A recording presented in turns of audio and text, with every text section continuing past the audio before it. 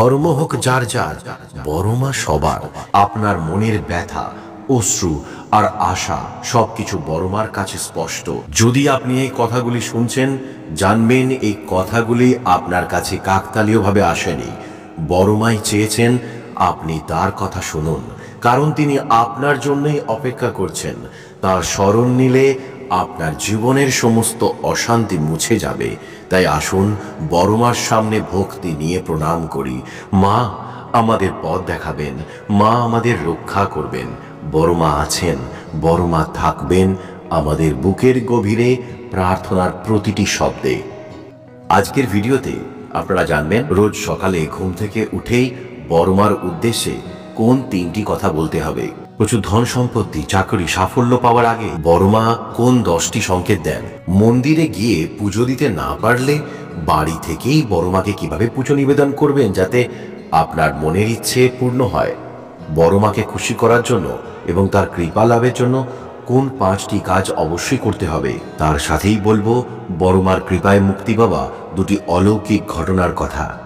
1974 সাল, বর্ধমান গ্রামের এক প্রান্তে ছোট্ট একটি বাড়ি। সেখানে থাকতেন বংশীধর চক্রবর্তী, তার স্ত্রী মাধবী আর তাদের একমাত্র মেয়ে রিনি। বংশীধর ছিলেন স্থানীয় এক মিলের শ্রমিক। তার আয়ে সংসার চলত কিন্তু কষ্টে। 1974 সালে জুন মাসে মিলটি বন্ধ হয়ে গেল। বংশীধর বেকার হয়ে পড়লেন। সংসারে অভাব নেমে এলো। মাধবীর গয়না বিক্রি করে কিছুদিন চলল, কিন্তু দিনের পর দিন অনাহারে রিনি অসুস্থ হয়ে পড়ল। ডাক্তার বলেছিলেন রিনির চিকিৎসা করানোর প্রয়োজন, কিন্তু অনেক বড় কোনো হসপিটালে। কিন্তু বংশীধরের পকেটে তখন একটিও পয়সা নেই। বাজারে ধার করার মতো কোনো মানুষ ছিল না। একদিন মাধবী সকালে উঠে বলল, বংশী, বড়মার মন্দিরে চলো, শুনেছি তিনি অলৌকিক। মা কালী যদি আমাদের না শোনেন তাহলে আর কে শুনবে? বংশীধর প্রথমে রাজি হননি। তার ঈশ্বরে বিশ্বাস থাকলেও তিনি মন্দিরে গিয়ে প্রার্থনা করতেন না। কিন্তু মাধবীর কান্না দেখে আর না বলতে পারলেন না। পরের দিন খুব ভোরে তারা দুজনে পৌঁছালেন নৈহাটির বড়মার মন্দিরে। মন্দিরে ঢোকার আগেই বংশীধরের মনে হলো একটা অদ্ভুত অনুভূতি। বড়মার মূর্তির সামনে দাঁড়িয়ে তিনি চোখ বন্ধ করে বললেন, মা, আমি তোমার কাছে কিছু চাইনি, কিন্তু আজ আমার মেয়েকে বাঁচাও। আমি যদি কোনো ভুল করে থাকি তবে আমাকে শাস্তি দাও, কিন্তু ওকে বাঁচিয়ে দাও। মন্দির থেকে বের হয়ে তারা বাড়ি ফিরলেন। বাড়িতে ফিরে দেখলেন দরজার সামনে একটি ছোট্ট কাপড়ের পুঁটুলি পড়ে আছে। খুলে দেখতেই হতবাক, ভিতরে 500 টাকার নোট গোনা আছে। সেই সময় 500 টাকা অনেক বড় টাকা। কে রেখে গেল, কিভাবে এলো, কিছুই বুঝতে পারলেন না তারা। বংশীধর বললেন, মাধবী, এটা বড়মার কৃপা ছাড়া কিছুই নয়।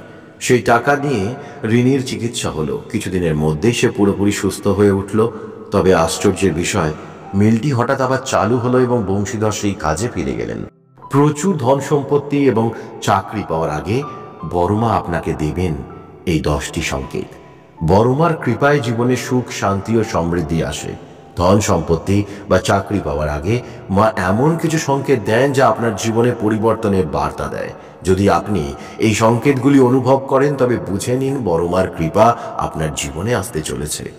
1, আপনি যদি স্বপ্নে বড়মার মূর্তি বা তার পায়ের ছাপ দেখেন তবে এটি স্পষ্ট সংকেত যে মা আপনাকে কষ্ট দূর করতে সাহায্য করছেন। 2, আপনার বাড়ির চারপাশে কাক, ময়ূর বা কোনো পাখির বিশেষ ডাক শোনা গেলে তা মায়ের বার্তা হতে পারে। 3, কোনো নির্জন বা অচেনা জায়গায় হঠাৎ ফুলের সুগন্ধি অনুভব করলে বুঝতে হবে বড়মার উপস্থিতি রয়েছে। 4, মনের মধ্যে হঠাৎ করে গীতার শ্লোক, চণ্ডী পাঠ বা মন্ত্র জপের ইচ্ছা জাগলে বুঝে নিন মায়ের কৃপা আসন্ন। 5, যখন আপনি তীব্র সংকটে আছেন, অর্থকষ্টে আছেন, তখন হঠাৎ কোনো সুযোগ বা সাহায্য পাওয়া বড়মার আশীর্বাদ হতে পারে। 6, অমাবস্যার দিন বা রাতে যদি ভয়ের বদলে মনের মধ্যে শান্তি এবং স্থিতি অনুভব করেন তবে জানবেন এটি মায়ের সংকেত। 7, যেখানেই যান বারবার মন্দির, পূজা বা বড়মার নাম শুনতে পাওয়া মায়ের কৃপার আগমনের ইঙ্গিত।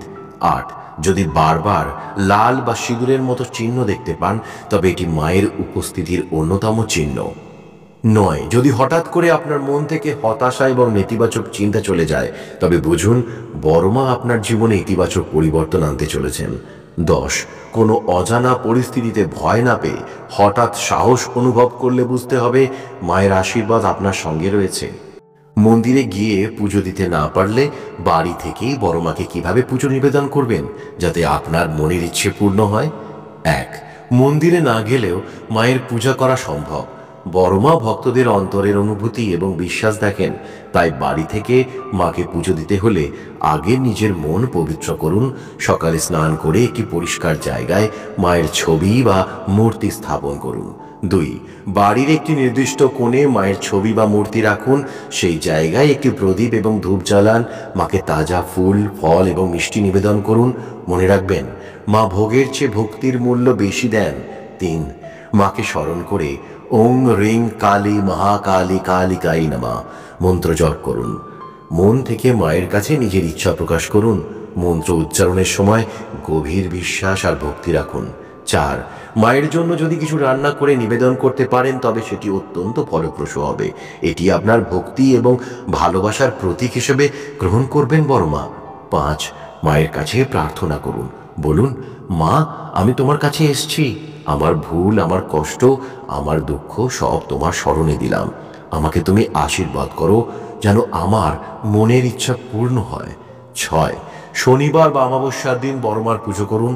এই দিনে নিরামিষ আহার করুন এবং সারাদিন মায়ের নাম জপ করুন, তাকে স্মরণ করুন। 7 একটি তামার পাত্রে জল, সিঁদুর, চাল এবং ফুল রেখে মাকে নিবেদন করুন। এটি মায়ের প্রতি ভক্তির অন্যতম মাধ্যম। বড় মাকে খুশি করার জন্য এবং তার কৃপা লাভের জন্য এই 5টি কাজ অবশ্যই করবেন। 1 বড় মা ভক্তদের হৃদয় থেকে করা প্রার্থনায় সন্তুষ্ট হন। প্রতিদিন সকালে একটি প্রদীপ জ্বালান এবং মাকে প্রণাম করুন। মনে রাখবেন, মায়ের কাছে বড় কোনো উপহার নয়, মনের গভীর থেকে আসা একগুচ্ছ ভালোবাসা এবং শ্রদ্ধাই যথেষ্ট। 2 বড় মা কেবল ভক্তি আর প্রার্থনা দেবী নন, তিনি দয়া এবং মমতার মূর্তি। যদি কোনো অসহায় মানুষ আপনার কাছে সাহায্য চান, তাকে যতটা সম্ভব সাহায্য করুন। এটি বড় মার প্রতি আপনার ভালোবাসার প্রকাশ। 3 বড় মা চান তার ভক্তরা যেন নিজেকে সৎ এবং অহংকার মুক্ত রাখেন। বড় মার আশীর্বাদ পেতে নিজের মনের ভিতরের ক্রোধ ও অহংকারকে মুছে ফেলুন। মা চান আপনি যেন সকলের সঙ্গে ভালো ব্যবহার করুন। 4 বড় মার পুজোর দিন বা নির্দিষ্ট কোনো দিন নিরামিষ আহার করুন। পুজোর আগে নিজেকে শুদ্ধ রাখুন এবং মাকে প্রণাম করার সময় মনের সমস্ত খারাপ চিন্তা দূর করুন। 5 বড় মার কৃপা লাভের অন্যতম উপায় হলো তার মন্ত্র জপ করুন। প্রতিদিন অন্তত 108 বার ওং রিং কালী মহাকালী কালিকেই নমঃ মন্ত্র জপ করুন। মায়ের নাম স্মরণে রাখলে জীবনের সব দুঃখ কষ্ট দূর হবে। বড় মার মন্দিরে যারা যান তাদের প্রত্যেকের জীবনের সঙ্গে জড়িয়ে আছে কোনো না কোনো অলৌকিক কাহিনী। একবার এক বৃদ্ধা, যার একমাত্র ছেলেকে মারণ অসুখ গ্রাস করেছিল, বড় মার পায়ে বসে কান্নায় ভেঙে পড়লেন। মা, আমার একমাত্র ছেলেটা ছাড়া আমি বাঁচব না। মা, তুমি কিছু করো। কিছুদিন পর সেই ছেলের অসুখ নিরাময় হয়। বড় মার কৃপায় তার পরিবারে আবার সুখ ফিরে আসে। এমন হাজার হাজার ঘটনা আজও বড় মার মাহাত্ম্যকে জাগ্রত রেখেছে। ভক্তরা বিশ্বাস করেন তিনি কারো প্রার্থনা শুনতে ভুল করেন না। তার কাছে জাত ধর্মের কোনো ভেদাভেদ নেই, তিনি সবার মা। যেখানে সৃষ্টির শুরু সেখানেই আছেন 3 জন, ব্রহ্মা, বিষ্ণু, মহেশ্বর। সৃষ্টির বীজ বপন করেন ব্রহ্মা, রক্ষা করেন বিষ্ণু, আর বিনাশের মাধ্যমে নতুনের সূচনা করেন মহেশ্বর।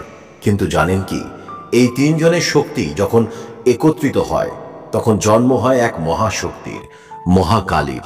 আর সেই মহাকালীর রূপই আমাদের সকলের বড় মা। নৈহাটির এই বড় মা শুধু একটি মূর্তি নন, তিনি ভক্তদের হৃদয়ে বেঁচে থাকা এক আশ্রয়, এক বিশ্বাস। বড় মা মানে ভরসা, বড় মা মানে ভক্তি। জীবনের সমস্ত দুঃখ কষ্টের মাঝে যখন কোনো আলো দেখা যায় না, তখন বড় মার স্মরণ নেওয়া মাত্রই যেন সব অন্ধকার দূর হয়ে যায়। তার ত্রিনয়নে জলজল করে সৃষ্টির, রক্ষার আর বিনাশের শক্তি। তার প্রতি ভক্তি শুধু পুজোর মধ্যে সীমাবদ্ধ নয়, বড় মা মানে মনের গভীর থেকে আসা এক ডাক, যা শুনে মা সাড়া দেন। ধর্ম হোক যার যার, বড় মা সবার। এই কথাটা শুধু কথার কথা নয়, বড়মার সামনে দাঁড়ালে জাত ধর্ম শ্রেণী সবকিছু ভুলে যায় মানুষ। মা কালী যে তার ভক্তদের শুধু আশীর্বাদই দেন না, বরং কষ্টের পাহাড়কেও ভেঙে ফেলে দেন, সেই গল্প শত শত বছর ধরে ছড়িয়ে পড়েছে। বড়মার সেই 21 ফুট উচ্চতার মূর্তি যেন আমাদের সব দুঃখ দুর্দশার উপরে উঠে বসা এক আশ্রয়। রোজ সকালে ঘুম থেকে উঠে বড়মার উদ্দেশ্যে বলুন এই 3টি শক্তিশালী বাক্য। 1, বড়মা, তুমি আমার জীবনের পথপ্রদর্শক, তোমার আশীর্বাদে আমি সমস্ত বাধা অতিক্রম করব। 2, বড়মা, তোমার কৃপায় আমার জীবনে শান্তি, সমৃদ্ধি ও সাফল্যের ভরে উঠুক। 3, বড়মা, আমি জানি তুমি সবসময় আমার সঙ্গে আছো, তোমার আশীর্বাদেই আমার দিন শুরু হচ্ছে। কি করতে হবে? 1, ঘুম থেকে উঠে মুখ ধুয়ে বড়মার নাম নিয়ে বলুন। 2, বড়মার ছবির সামনে বসে ধূপ জ্বালিয়ে কথাগুলি বলবেন। 3, মনের গভীর থেকে ভক্তি নিয়ে বলুন এবং দৃঢ় বিশ্বাস রাখুন